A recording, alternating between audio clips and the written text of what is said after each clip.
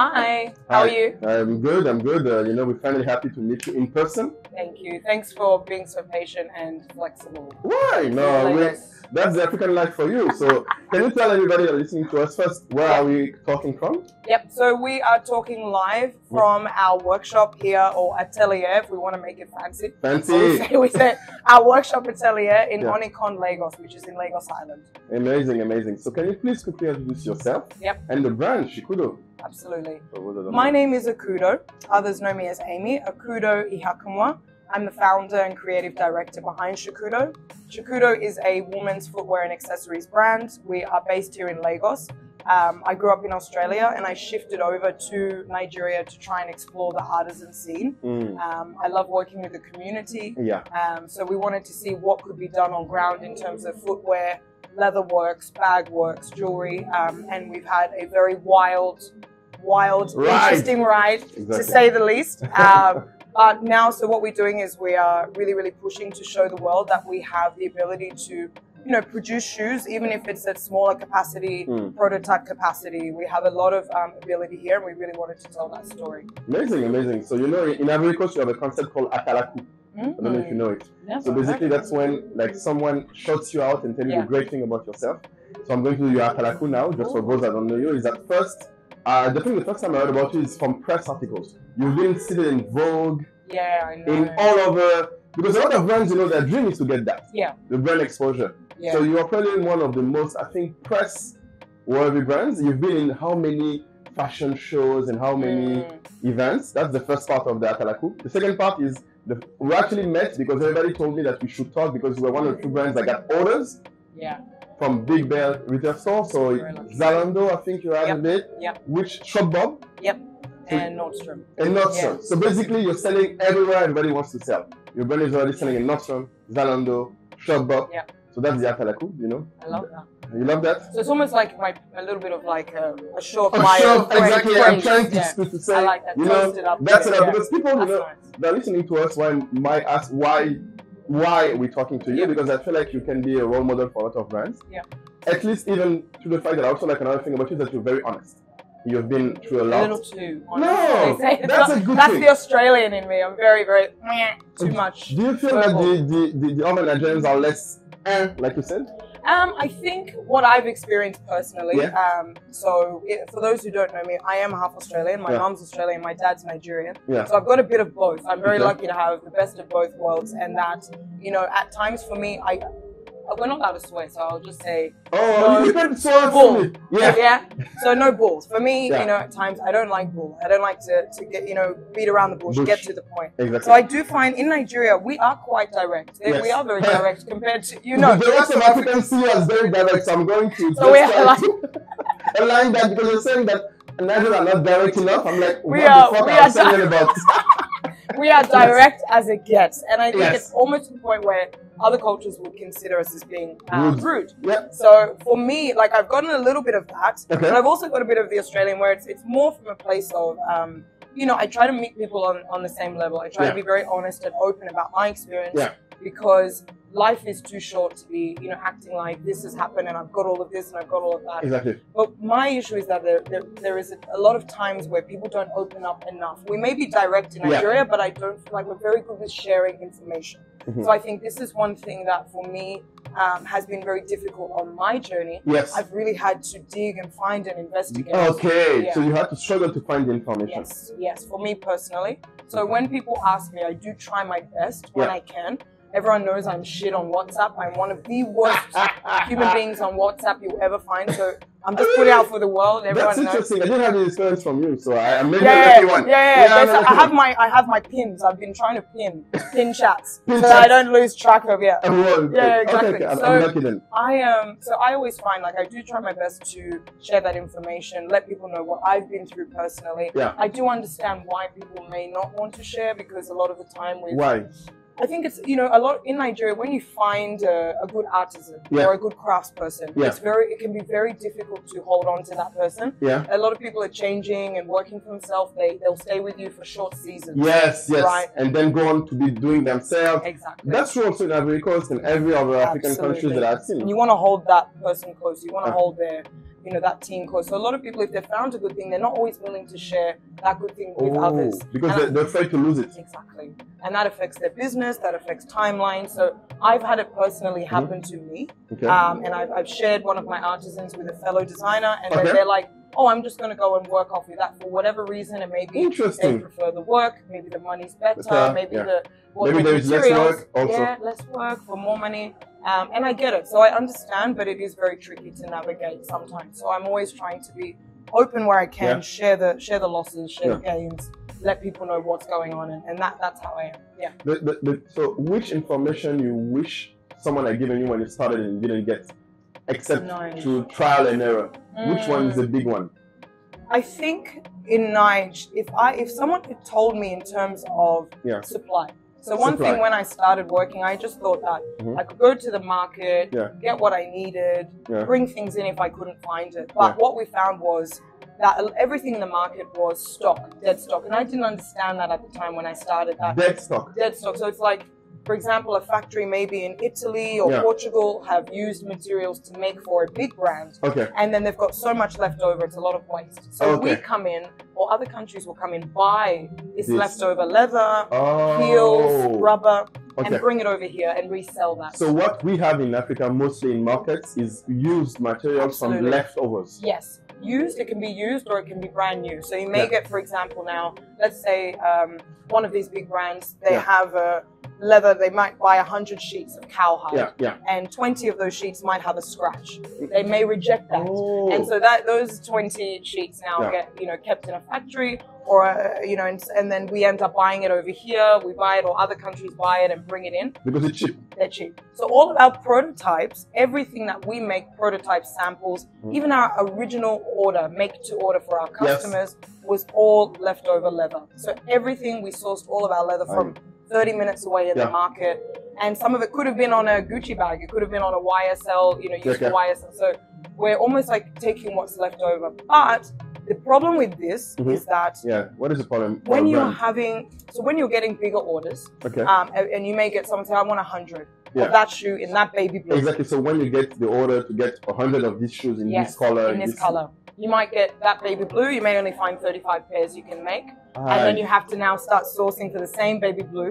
And then you can't find the baby blue. Then you have to explain to the customer, oh my God, I'm so sorry, there's no more baby blue. That's crazy. That's right. So you have to now be like, okay, if I'm going to make this style, it's going to be made in limited colors that I can make sure I can get bulk of it, or I can import. But importing to Nigeria, whole other story. That's another hurdle that you discovered. So basically, when did you start it actually? That was like 2018? 2018. 2018 here. Okay. Like officially. Unofficially, we started in Australia 2013. I heard about that. We start like, this was like hustle mode in Australia. So you've been 10 years in the game? Honestly, I've been 10 years, but I would say like, I have to write off really that 2013 because from 2013 up to 2016 is when my friend and I started Shekudo, but it was more of a clothing brand. Initially, we worked a lot with ANKA, which is not African fabric, but it's considered African. Exactly. And we would make this for a lot of our friends and just the community. In Australia.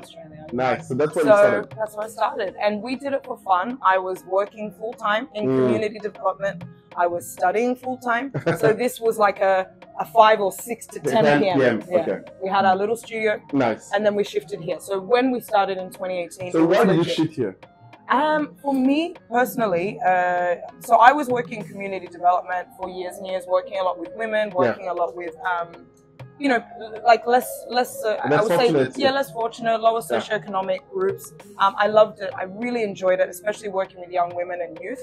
But for me, I know this sounds ridiculous, but every day when I would go and have my lunch on the roof at my office, and it was a very strict amount of time, and I had a quick amount of time to make my salad, eat my lunch, and then come back and check back in and start working again. I was like, is this the life I'm going to be living for the next? I had that quarter of time to even eat. Life, quarter life crisis.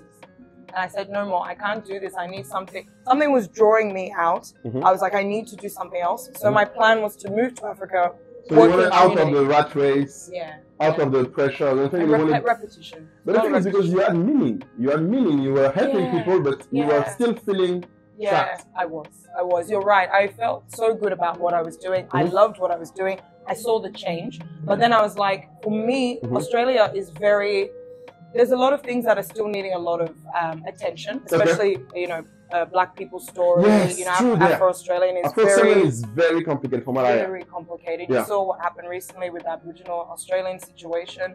So it's a very tricky one. We have a lot of resources there. We have a lot of people working towards change. But for me, I really wanted to bring a program. There used to be a program I was trained in that I wanted to bring over to Africa and train women in this program. It was almost like a consent around sexual health, sexuality. That was the idea. That was my idea. So long story short, I was like, let me go over, let me do that. I'm going to bring my brand over at the same time. I'll do this and work with communities while I'm getting my bearings.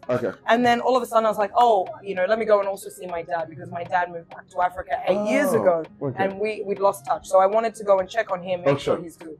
And long story short, I'm in Nigeria and I'm like, oh, well, I guess this is what's going to happen. I'm going to work here. I'm going to work with the community. And I started traveling, learning about like the different techniques, the different production. You travel inside Nigeria. I heard that one of the things that really changes, because, you know, on Africa, people always complain about the fact that we have a lot of Ankara. And we are a big defender of Ankara as an easy way to attract customers. Bold. It's bold and it's recognizable. But the thing that is interesting is you moved from it and did the hard work of going to traditional fabric, actually made from Ashoke and all of these things in Nigeria. So could you speak a bit more about like how this transition happened and what are the reasons why most brands don't do it? Because I understand it's a lot more work, right? Absolutely. No, thank you for mentioning that. It's very true, and I think that's something we do forget as a brand, that is our DNA. For me, I love Ankara. It's true. It's bold. It's beautiful. It's easy to recognize. It's recognizable. For me personally, I wanted something that I could like almost manipulate and personalize and adapt. Exactly. And something that was sustainable, that families could be working on, so we're keeping tradition going. And also it's something that, for example, now our Ashoke, so most of our shoes are made from Ashoke. Ashoke and Adire, that's something that can keep going on and on and on and on. You just need your loom, you just need some thread, and you need the talent and to know how to do it. So I wanted a fabric that could be, you know, like you said, personalized and worked on, but also something that is sustainable, that we can always know is always available forever. It will keep going, but it's only if these families keep doing it, because it will die out, you know. Because that's one of the reasons actually that got us started in Africa is that a lot of the crafts that we have in Africa are made by people that unfortunately are being left out of the global economy. Absolutely. They cannot. And you are kind of the bridge into that. So that's what we're trying. I mean, if we get an order for 500 pairs of shoes and we need that fabric, I mean, this is an amazing cash injection for a family. You know, and we've worked with the same weavers now since we started. Where are they based? So they're actually based in Lagos, probably about 40 minutes drive from where we are now. So it's more towards the beach area. And we also have some in Iseyin, which is outside. It's outside in Oyo State. And this, I went and met with these guys when I first started. I traveled around. I stayed in places I probably shouldn't have stayed. You keep saying that. I've seen that in your questions. You shouldn't have stayed there. You survived. Why do you say that? Tell me. It's just funny story. No, it was basically somewhere. It was like there was just horrible things on the sheets. Let me just say that. There were certain things that I definitely shouldn't have laid my head on one pillow. But, you know, I made it work. You survived. You didn't have any scars. It was great. And the place was beautiful. It was a peaceful community. It was amazing. And I stayed there for about 2 weeks. I met the family that I wanted to work with, and so now that's still in Oyo State. So Oyo State, exactly. So we send some to them, and we may send some to our weavers here in Lagos. And we have one more that's based in Ibadan, but she will do wider strip for us. So some will do narrow, and some will do wide. So it depends. We've got 3 different weavers, and you always have to have multiple. More. So that's one of the lessons you would give to someone that wants to work with artisans locally. Have multiple. Always have multiple artisans that you're working with, so that you can, if A fails and B fails, you have C. Always give them a sample direct, not a phone, not from the phone. Oh, then you can't give them a picture. Oh my God, you'll get sort of purple, you'll get yellow, So you need to have a physical sample, always have them to have that physical sample with them. Okay. That for me has changed things a lot, always keeping that sample. You made the mistake of not showing to them before? I showed in the beginning and then I took it back with me, and then from there I was like, why do we keep getting variations? It's always having that fit there where it's marked and labeled with the name, with your brand name, so that things don't get mixed up, because they're working with other brands, you know? Okay, so you're not the only one else. Absolutely. A lot of these weavers, they're in demand, so you need to make sure your pieces, your samples are with them, your shoe is with them, your bag is with them. The risk of that is copycat. I know that's what a lot of people say, that is a risk. But if you trust them and you feel like you've worked with them enough, you're happy with them, that shouldn't happen. And you will always tell the story of your brand better than a copycat. That's definitely, you know. Yeah, that's very interesting, because part of the reasons we talk about, we put out a white paper report recently, and we talked about about copy. And one of the things that I think is the most valuable part of copy is not even the fact that, of course, you get knockoffs on the market that are not probably as good, is that the brands generally, the reaction is to stop doing the product. Kind of like, and I always tell them it's like abandoning your children because someone copied it. Copied it, absolutely. And so did you have any experience with that? So basically you had occasions where people like copied, and you feel like, you realize now maybe that you're better at telling the story. Like you mentioned, nobody will have the ability to do the press that you do, the customer control that you do, the distribution that you do. The storytelling. The storytelling. And the other thing that I wanted to ask you also is, from your experience working with weavers and doing all of this work, what do you think is the most important thing you can give them to help them, you said give them the pieces, give them the product, but what really made you create a bond of trust between you two? I think for me, the way I look at it is that, we are all, how do I say? We are all equal. We're not the same. I always tell my team, we are all equal. No matter if you're in production, if you're, the CEO, the founder, your inventory, we are all equal. We're not the same. And we're all about treating each other with love and respect as family. Because, once somebody kind of jeopardizes that, unfortunately, warning once, warning twice, third time, we let it go. We're I'm very clear about my hopes and my expectations for the business to the team. I'm very transparent. They know what's going on. I often say, like, to the weavers as well, I'm letting them know what is going on in the journey. So you go all the way. Keeping them along. Hey, we've got this order in America. We've got this order in Europe. So they know why they're working for. Absolutely, because I think they need to know the bigger picture. You have to really share that bigger picture. Because if we grow, if Shekudo grows, the rest of the team grows. If Shekudo makes more money, everyone else makes more higher salaries. We get more fans, we get more, all those kinds of things. So I try my best to really bring it down to that level of like, you fail, I fail. I win, you win, that kind of thing. And then with my building that trust as well, like I think it's really tough because the story, if I tell you some of the stories I've been through. Tell me. Give me an example. What is one of the worst stories that, because I got one for you. Shoot. Because I feel like brands feel sometimes alone in that it only happens to them. I'm telling you, there's no need to feel alone, because anything that you're experiencing, anything we're all experiencing, no matter from fashion to life to everything mental, someone else is experiencing the same thing, 100%.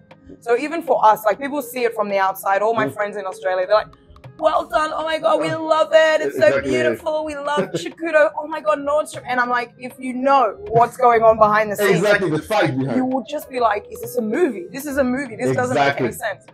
For example, so we had, I've been working since I started in Nigeria with one particular shoemaker who followed me from literally working in a BQ, because I was working in a boys' quarter, all the way to where we are now. He was so proud. How many years? This is from 2018 through to now, but unfortunately he passed away last year. No. Yeah, so it's very devastating for me. So he was like my uncle. And you can see, like, we've named the room about Mr. Shenidos. Yeah, Mr. Shenidos. So I'm getting it. Yeah. So he followed us all the way. So he was amazing. He was like very serious guy. Like you had to, like, try to make him laugh. So he was unwell. So he was very serious. Very serious. But he would invent and he would work with pieces. He would say, hey, this is not how it's supposed to be. It's like, let's find a solution, let's find a way, let's find a way. So we loved him. Then we tried to find, obviously you can't replace anyone, but we tried to find someone who could do the same level of work. But what happened? So when I imagine, like, when this happened, how did you manage? How did you? It was tough because we've always been a very small team. Our team has always been under 4 people. Under 4 people, okay. With the footwear production, not with the bags, but with footwear. It's very tricky to hold on to people in shoes because they want to make for themselves and their customer. They don't want to be working under somebody else. And I get it. I mean, I work for myself. Yeah. It's something I chose to do. But holding on to them and really saying, please stick with me, just see through. Let's do this. It's either transportation, accommodation. There's some issue. There's always an issue. There's always an issue. Always an issue. So holding on to a solid team is tough. So for this Mr. Chinedu to work with me for years and follow me and believe in the brand and know that we'll finally get was really, really lovely. But we've always tried to now say after we left, we had to tell customers and say, sorry guys, like we've had a huge loss in our team. That's important. And we had some big orders coming in and I was like, shit. Yeah. And I had to say, we've had a big loss in our team. One of our core members, our head of production, has passed away. Please give us some time. But when we explained, people were like, I'm so sorry to hear that. Thank you for letting me know. So, so for me, transparency is very important. Sometimes when you're starting out, you don't want to be too honest because you're scared they're going to say cancel. They're going to drop you. Yeah, and when you're getting those orders, money, you want that money to build up the business. So you're like, oh, should I tell them? Should I not? But honestly, if you say it in a very sentimental, way to be like, hey, just letting you know, and this may take a little bit more time. We foresee that we could get this out to you now. This is the new date. This is what's happening behind the scenes. I think people know it's fashion. It's not the end of the world. People can wait for some shoes, I'm sure. Someone has just passed away. So, we... in the grand scheme of things, and we've had this a lot in Nigeria. We've had fuel situations, political instability, all these different things. I've had about 4 or 5 different occasions where I've had to say, I'm so sorry. I'm just letting you know we are in Nigeria and this is the situation. It is very turbulent. They can understand that things can go wrong. Some of them, not all of them.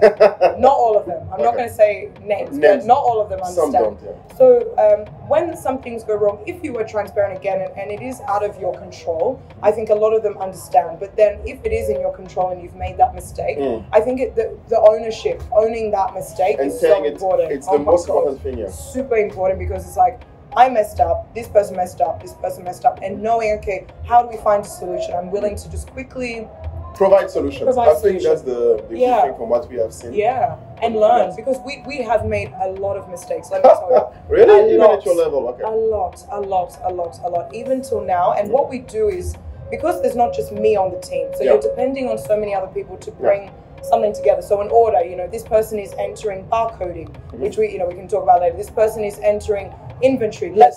Can you tell me all that is needed for a brand to be able to sell to this type of big brands? If you're a small brand, what do you think about? It's a lot. So we learned we felt like we learned a new language this year. Let me just put it that way. I was trying so hard to understand, like, okay, wait. GS1, EAN, UPC, SKU, SKU. What is all of that is the language you need to know. Yes. So if you're wanting to sell outside of Africa, or within Africa, if they're more of a bigger store outside of Africa, normally there's all these global requirements. They need to know the type of makeup of your shoes or bags or clothing.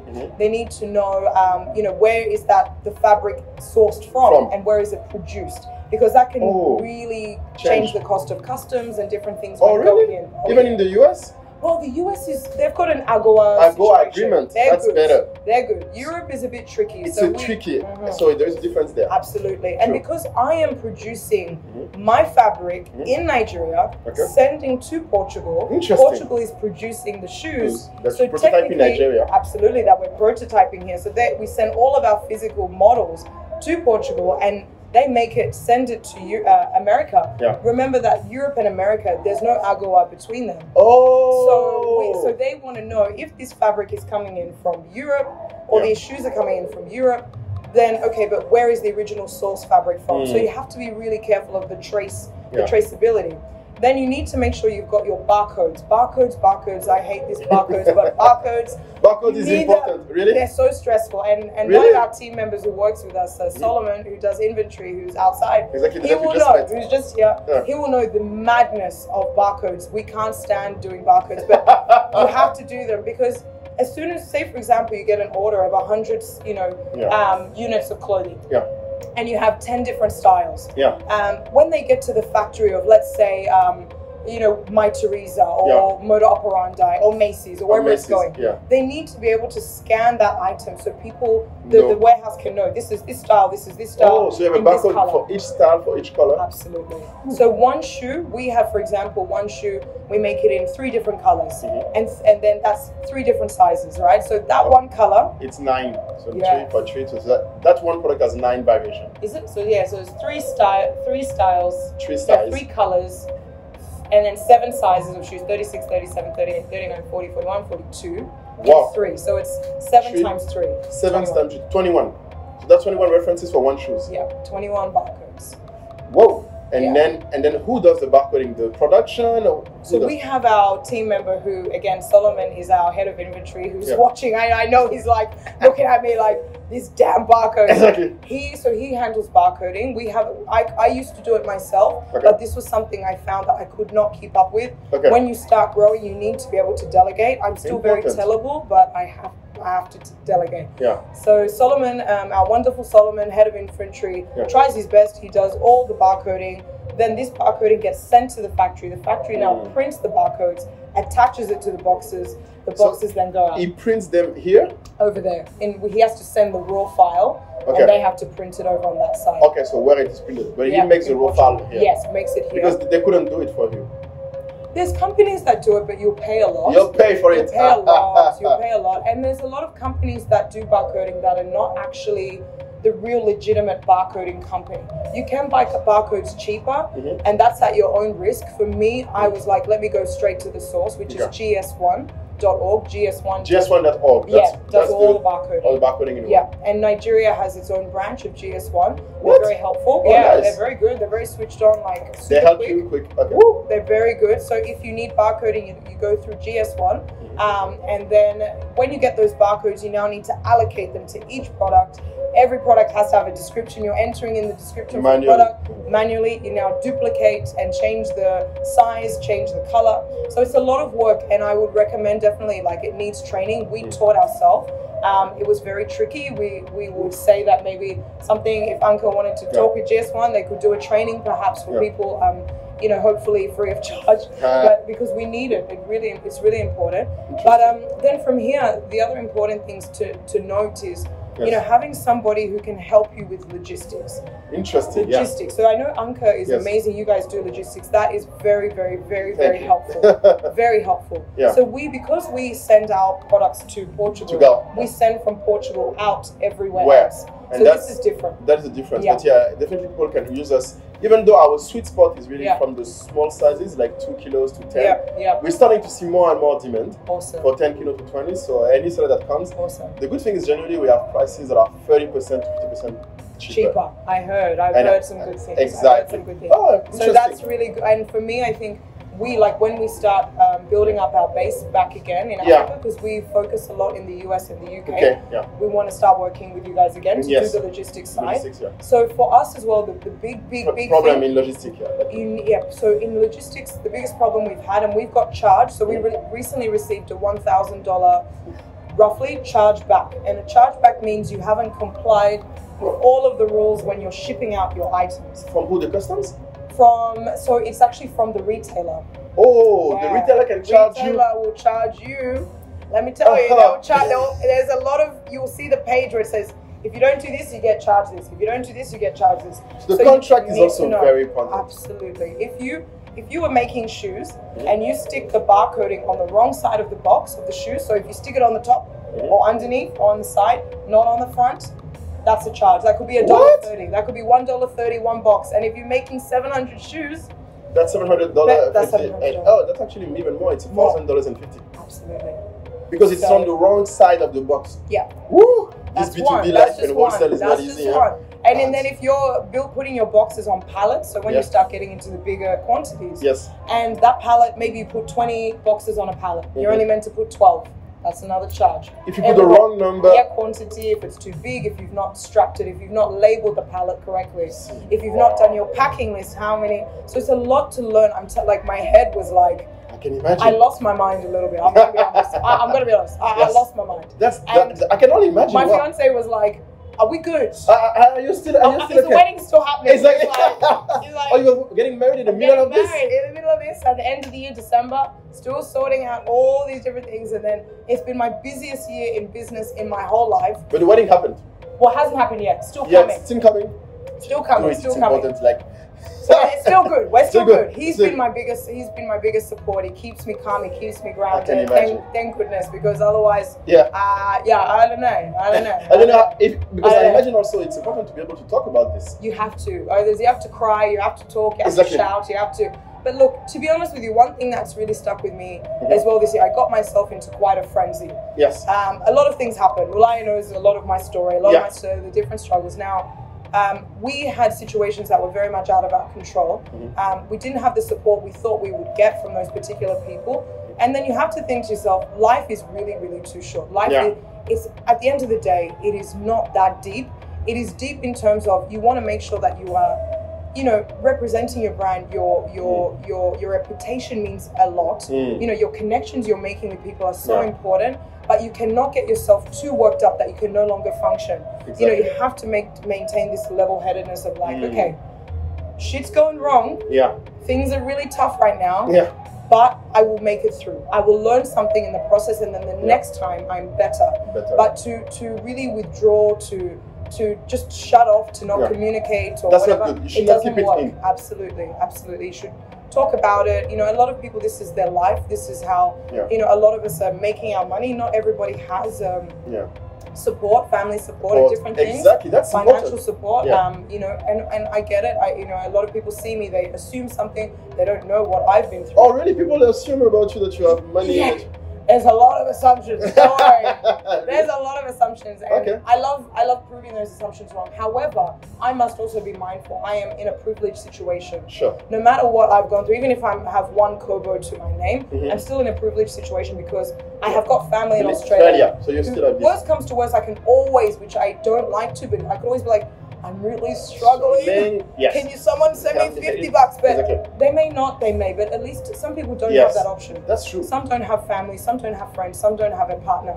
So I'm very grateful for that, and I always recognize that privilege. It's not something that I can put to one side and take for granted. But I do know the pain of trying to build a business on your own, with your own funds. And the fact that you're like, okay, I've got to do this, it's make or break, and my name and my family, I'm trying to lift up others. And people rely also on you to achieve it. Yeah. And I think, especially for you, you have the double pressure of like the appearance outwards of success. Yeah, for all of the press you get, etc. When inwards, there is the mess that you need to manage, and a lot of brands don't do that. But you talked about funding also.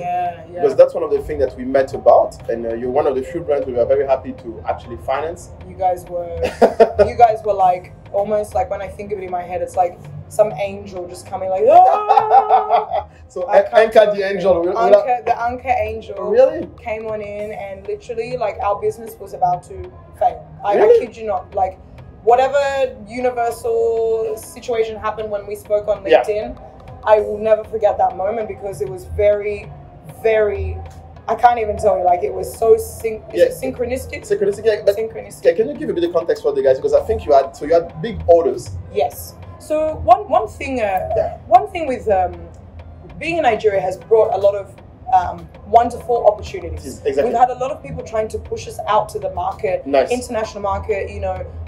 We've had Lagos Fashion Week, Style House Files, Canex. All these wonderful. So you did all of these. All of this. Platforms. They've been brilliant, absolutely brilliant to push us out there. Now the problem is that it's great to get the exposure, it's great to network, it's great to meet. But when you don't have the solution, when you're at market, you get an order and you don't have. So you got the orders. You had paper orders. I remember when we had orders, man. We had orders, and I was like, this is the more money I've ever seen. Even when I was working for myself, I was like.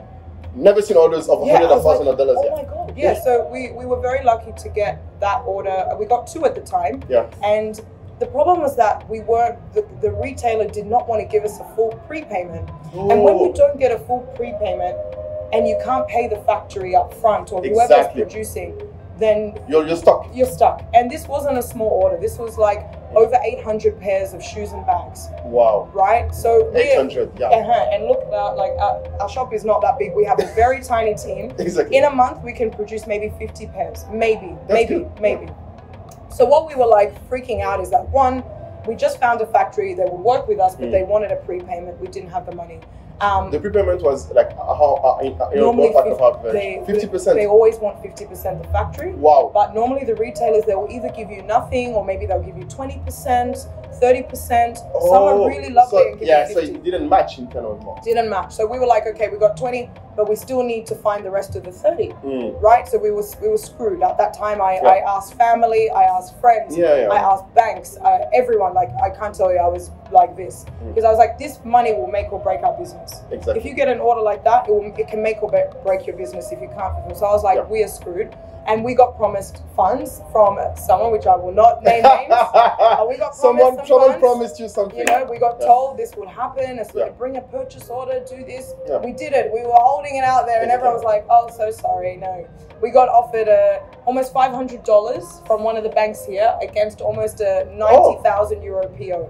We got $500. Really? And that was a bank we've been banking with since the beginning. And we were like, guys, so when we had this conversation and I by chance. I think, we just published something that you saw on LinkedIn. And I was like, yes, thank you, Malaya. Exactly. Yes, you're speaking the truth, brother. Keep it going, keep it going. Yeah. And he was like, oh, have you had personal experience? I told my story. And you were like, so many other brands are going through this. Exactly. That's another story I know for another. Exactly. So I wrote an article about it if people are interested. Yes. Exactly. So you're one of the brands that I saw that were like actually promised things. Yes. That did the hard work. Yeah. That got the orders and went left to dry. Yeah. And crazy. That's not what we are about at ANKA. Yeah. That's probably, and I think you were probably one of the ones that really pushed us over the edge into getting this funding and loans thing. Yeah. Because it's not our business. We're supposed to be a distributor to help you guys grow, shipping, payments. But I realized that when you guys are at this level, we're always wanting to be the best partner for brands, no matter where they go. It's amazing. It's a gap. It's a huge gap. It's a huge gap, exactly. Because I even at a point had taken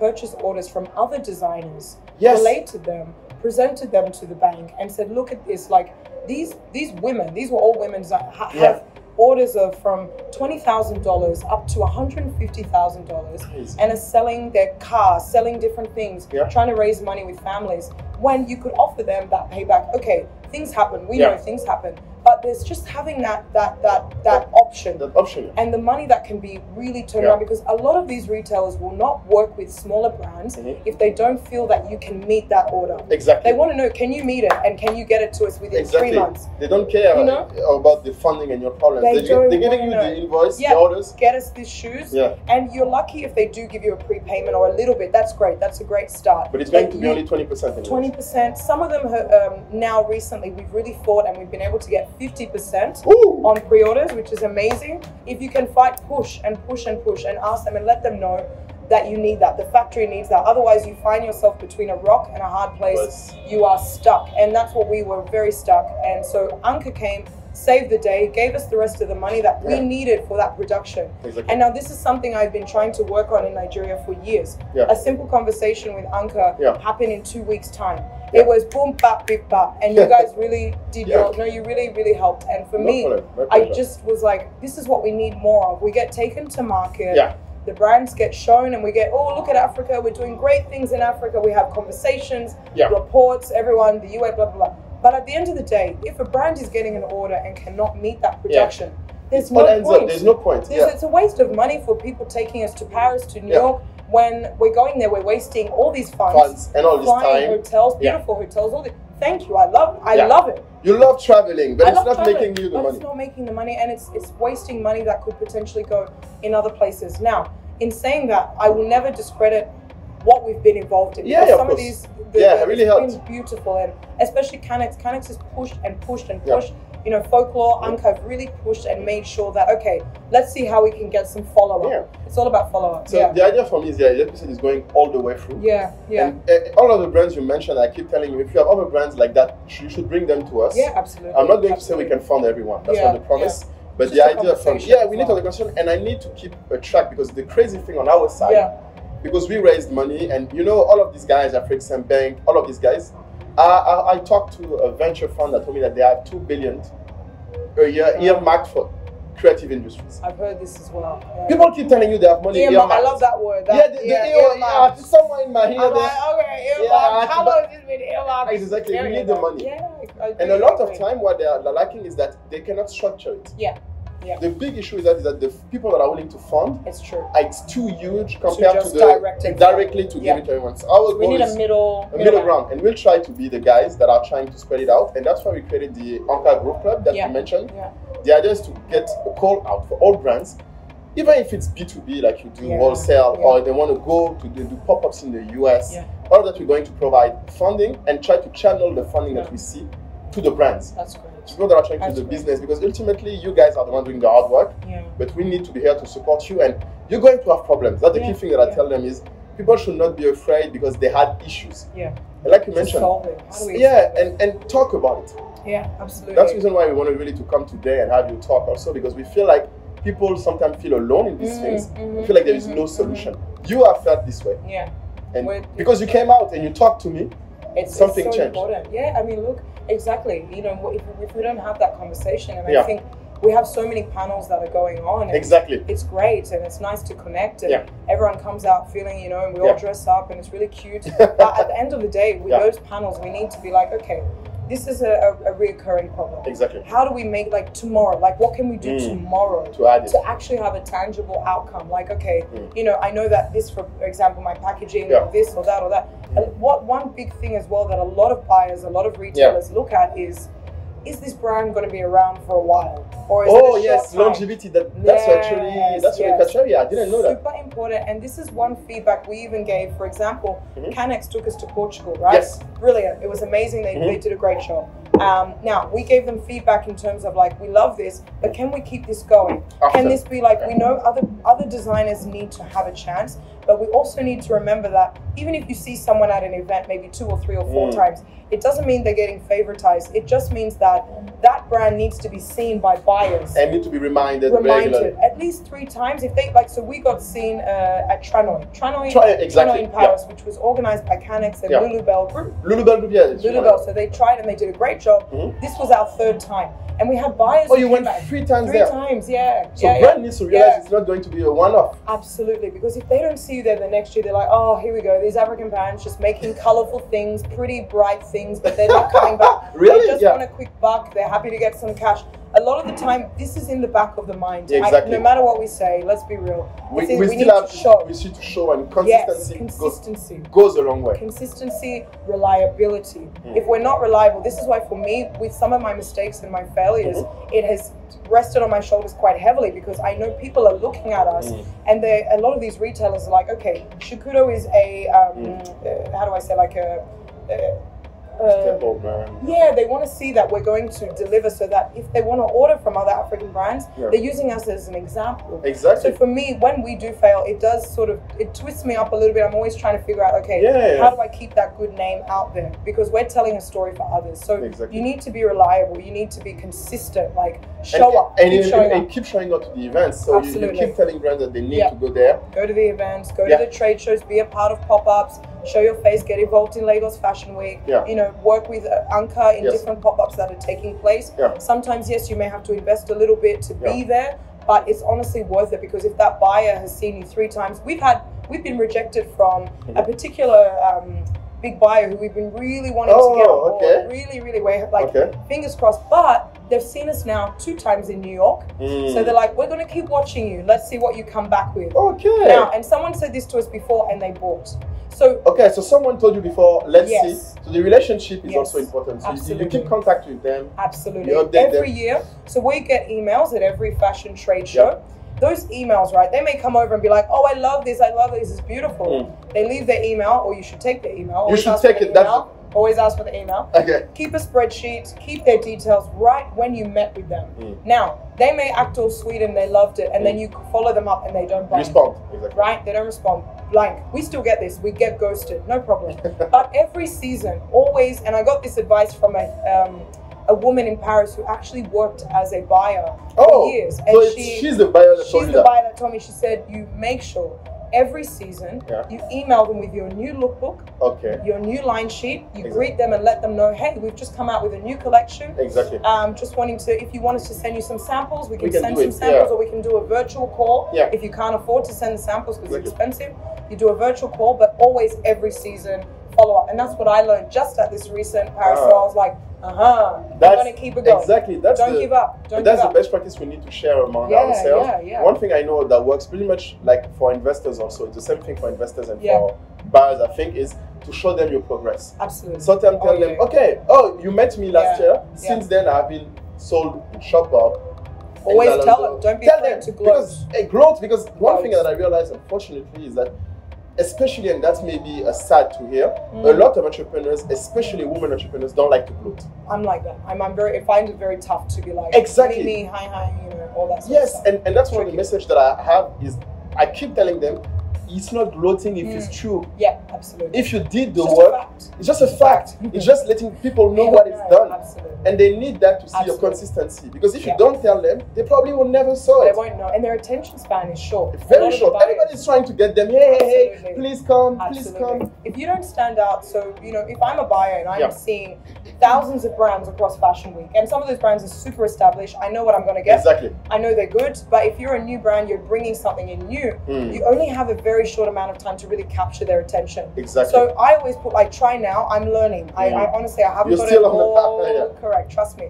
But what we recently did with Paris Fashion Week, we sent them, we said, lovely to meet you at Tranway, for example, where we saw them. Or great, Shekudo partnering with so-and-so name. So we put their name in there, they're like, partnering? Are we partnering? Are we partnering? So they open it, So I'm like, we set it up, we're setting it up. Good job on the subject, I like that. I'm like, we're partnering, we got to partner. Exactly. And then I normally put an image straight away of our best photo that shows our product, or a woman something that they're like, oh, this is funky. Let's read on. I always start the email with an image, Interesting. Let them scroll That's practice.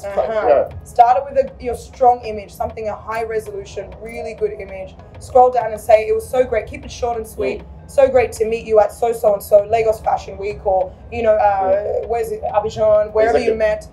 Great meeting you. Thank you for taking interest in the brand. Just wanting to let you know, here is our lookbook, link. Here is our line sheet, link. Here is links to our past. Have it all in a Google Drive. Have it clean. Have it easy. Don't make it difficult. Don't make it difficult to make money, because people can't be bothered. I can't be bothered. So make it quick. Other people will make them easy for them. And there is thousands of brands doing so. So we need to step up. We need to be quick, and you need to put, and like you said, Mulaya, let them know. Be like, oh, as you know, we were recently featured in Vogue, link.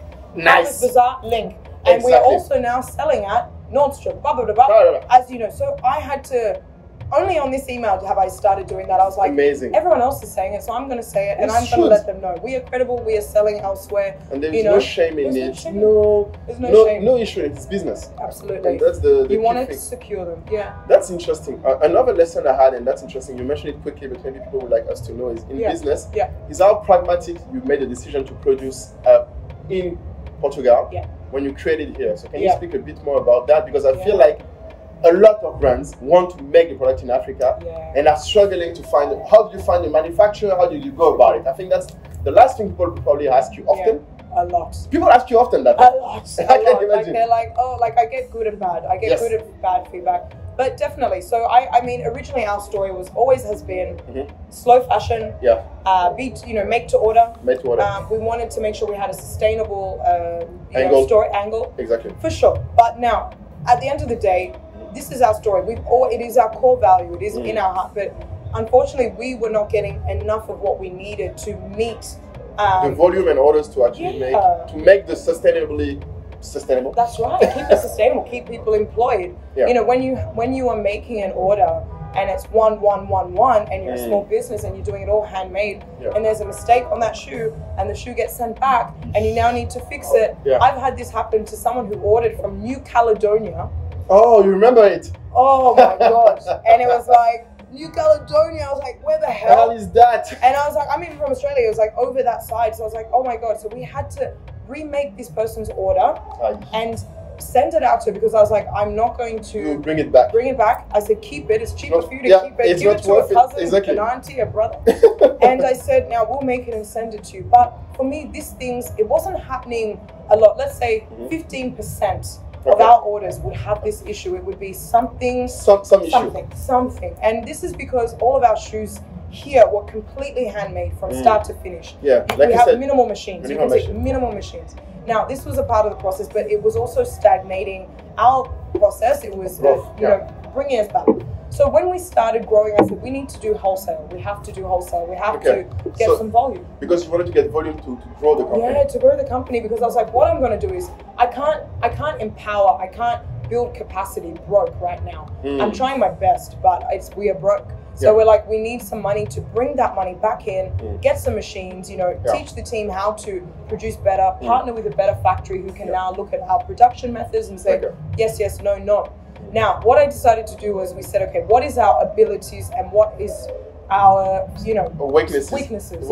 Yeah, you looked at it pragmatically. You have to say, what can we do? What can our team do? We're very good at repetition in Nigeria. We can repeat, and once we repeat, we do things better. So a lot of bag brands have been able to keep in Nigeria because they're doing repetition of styles, right? Clothing as well, repetition. You have kaftans and different things. They are repetition. We have produced 4 collections this year. Each collection is 34 collections, trying our best to sell these collections. Amazing. And it's 30 to 40 pairs of shoes, different styles in a collection. These guys are like, whoa. It's a lot, and I get it. It's a lot of work. It's a lot of work. So we decided, what is our strength? Let's keep our prototyping in Nigeria. Let's keep our sampling and experimentation in Nigeria. So we've got all our shoes, prototypes everywhere.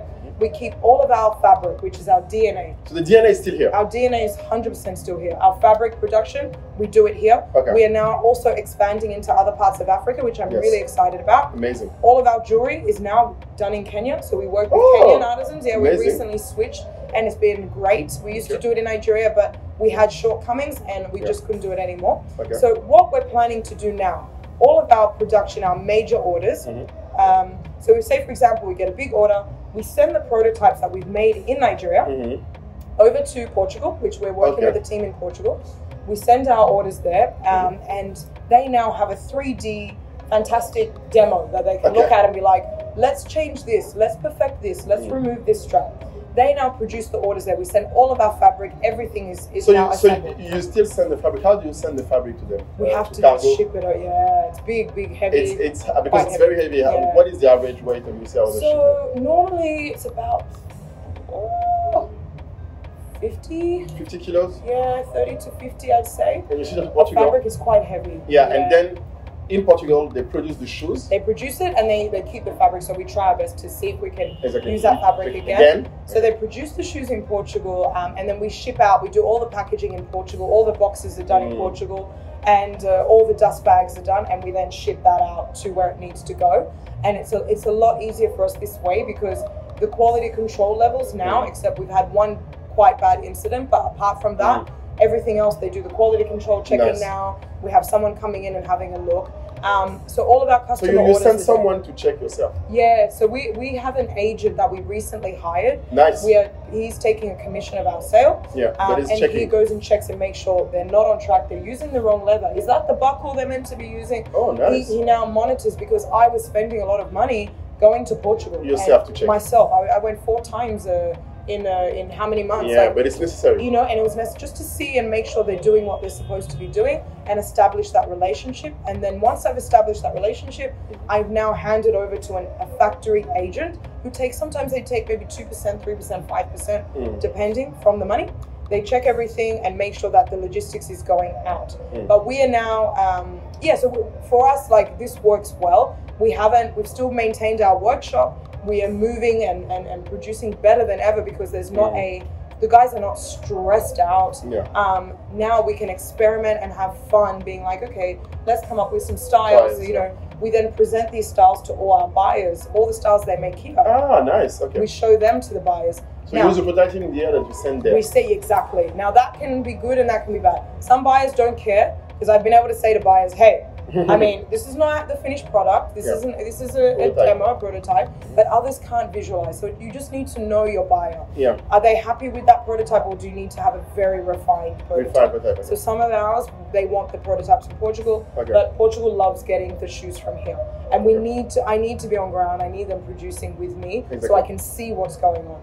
So yeah, so we do that, and we did try our best to work with. We tried South Africa for production. Oh, okay, you tried. We tried Ethiopia. Didn't work? No. What was the quality, the quality that I got back, even compared to here, was better than the ones that I didn't. High heels that I did here were much better than for what I experienced South Africa. Okay. South Africa does amazing shoes, but they do a lot of more sandals, brogues, sneakers, those kinds of things. Okay. And that I found was we've spent a lot of time developing this high heel, because our focus is mostly high heel. Okay. So we've spent a lot of time together really perfecting that, and with Ethiopia as well, not with our high heel shoes. They could do sandals for sure, but for me, if I'm doing production, I want it all in one place. Nice. It's easier for me to monitor, because if I have one style of shoe in Ethiopia, one in Portugal, one in Nigeria, one in it's too comparison. Maybe later. How come you choose Portugal then? How did you come to Portugal? Was because through Canex, so through Lulabelle. They introduced us to some factories over there. I actually followed up. A lot of people just kind of didn't want to, because the cost of production is high, and also the minimum order quantities are high. But with Portugal, compared to Spain, compared to Italy, are lower in MOQ. Price, and in minimum order. Yeah, both. So MOQ is minimum order quantity. Absolutely. For those that don't know all of this minimum order quantity. MOQ. Because a lot of them, they don't, like if you have one style of clothing, like what you're wearing, they want to make this 100 units. Minimum. Right? Minimum. And you can split that 100 units. Like maybe you could do it in red. Yeah. 25. Nice. You can do that's blue, nice. 25. Now, it depends on the factory. So you can negotiate with them. For us, our MOQ is 50 per style. That's nice. Now, and we divide that across 2 colors. And what I tend to do is, if someone has ordered lower than the MOQ, like say you're working with Macy's or whoever, and they order lower, you can add a little bit on top for yourself. Keep some stock for yourself, because you need to send out to your own customers, or combine orders, multiple orders from different retailers. And that's why it's important also to be a bit focused on type of product type. You cannot do different shoes, different fabrics. Keep it minimal. So you need to focus also your product design to make sure you can like work around the quantities. Absolutely, and you don't want to change models too drastically in the first year or two, because we try to keep the same square shape or rounded shape or pointed shape, because if not, then you will pay for the models you develop. So we've had a situation like every time you do a new model, you have to pay for it. Absolutely, and that is tricky. So if you have this particular shirt, you might use the same block and cut the sleeves. That's a new style, and do some decorative thing. Or you can make the sleeves even longer. Or you can make the front maybe, I don't know, have an asymmetrical front. Keep the same blocks, saves you money, so you can keep using those blocks across a few seasons. And the buyer doesn't know, you just change the color, that kind of thing. So in terms of tips, that was a big tip I wish someone told me. So that for example, is really important. So you work with blocks and keep those blocks going as much as you can, so that you're not having to spend money on making blocks, making blocks, sample templates. Okay, that's very interesting. Honestly, you shared a lot. My last question for you would be just to wrap up, to get a sense of, from what you've seen right now, how optimistic are you now about what you can do, and what do you think is maybe still lacking? What do you think we could do more? Yeah, I mean, for me, I am so optimistic. Okay. I really am, because I know what I started, where we've come from, and we're not like huge, but I've just seen the progress, and for me, it's so rewarding to know that there's people like you that will support people like us. We know that there's customers out there who love our stuff. We know there's buyers willing to work with us. And remember, there's a big attention right now on the continent, because a lot of retailers in America and Europe and other places, they're not stocking enough Black-owned brands. They're exactly. not. That's the opportunity. It's the opportunity is there, and we need to show them why we are worth it. We're not trying to sell anything and anyhow. We need to show them the quality of what we're doing because we are the front runners for a lot of fashion inspiration.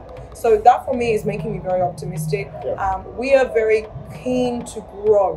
We really want to grow. We want to be even a household that people, they know Shekudo. We want people to know us just as much as they know Colt Fire or Mr. Birkenstock. Absolutely. They just did an IPO. Why not? Yeah. I mean, why not? I think for us now, so we are optimistic. The thing that we need, I think right now is, and we spoke about it before, we're looking at having wholesale sales agents in different regions, and I really... So you have an open application? Yes, we have an open application. Where can they apply? If someone is on LinkedIn, so you can head to our LinkedIn on Shekudo, Shekudo.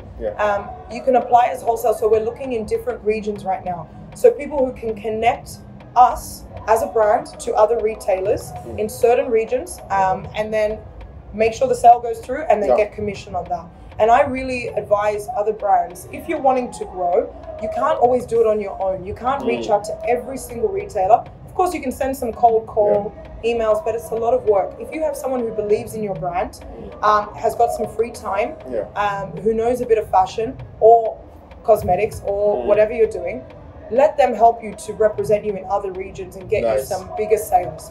If they can get you linked in with if someone in Australia is there, I'm not in Australia, if I've got someone there who can get me some sales with a boutique, and why not let them take a percentage as long as they've gotten you an order. That now helps you to grow your global audience, and that's what we're trying to do now. I am optimistic. I am scared. I am very scared. Like I'm all very of us. excited. Like that's the. It's when you love it, you know. Exactly. I think people need to remember that you're before everything an entrepreneur. Yeah. You're a fashion entrepreneur, a creative entrepreneur, a lot of things. But an entrepreneur is someone that lives with the cognitive dissonance of fear and optimism. So it's not like you don't feel it. Yeah, absolutely. Like people should know that it's been hard. Like you mentioned, losing team members. You mentioned all of that, but you're still there. Absolutely. Can I just ask you to conclude with your best moment? What was your best moment in this journey? Because you talk a lot about the difficulties. Yeah. What was your best moment in Shekudo? Ooh, for me. Yeah. Oh gosh, there's so many. Yeah. You can list them. Maybe I'll say top. So for me. Top three. Top three. Well, to have a team, I'm so grateful.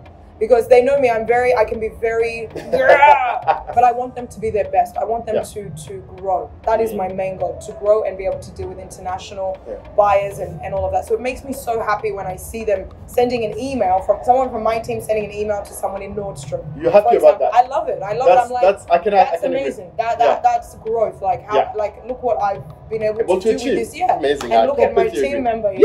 Talking to someone in America in a different time zone that maybe they wouldn't have done before. So I'm so happy about this. I grew up shopping from some of the retailers that have bought from us. So for me, that was huge. That was a full circle. So when you went, did you see one of your shoe actually in the So, well, what I haven't been able to, so since we've sent our products to their store, unfortunately I haven't been able to go back to the US. But one of my friends sent me pictures of our shoes and he was like, I saw your shoes. You're in Australia. So that was like amazing for me, like amazing. And when we saw ourselves in Vogue, again, the Vogue moment was big also. That was big, and it just for them to take that time, because we don't pay for those parts. We've only paid once, and it wasn't the best. And it wasn't the best. But we it's always like this. It's always like this. So like, let's see how it goes. Let's test. But when we got into Vogue and Harper's Bazaar and Grazia and Elle, I was like, holy shit, that is me in that, an African Australian. In that magazine, living like it was a really big moment, and I really had to stop because I sometimes don't remember. I'm always trying to push, you know. So I didn't enjoy it. So that was huge. And being able to fulfill our first order, I'm gonna get emotional, but that was that was so when we did.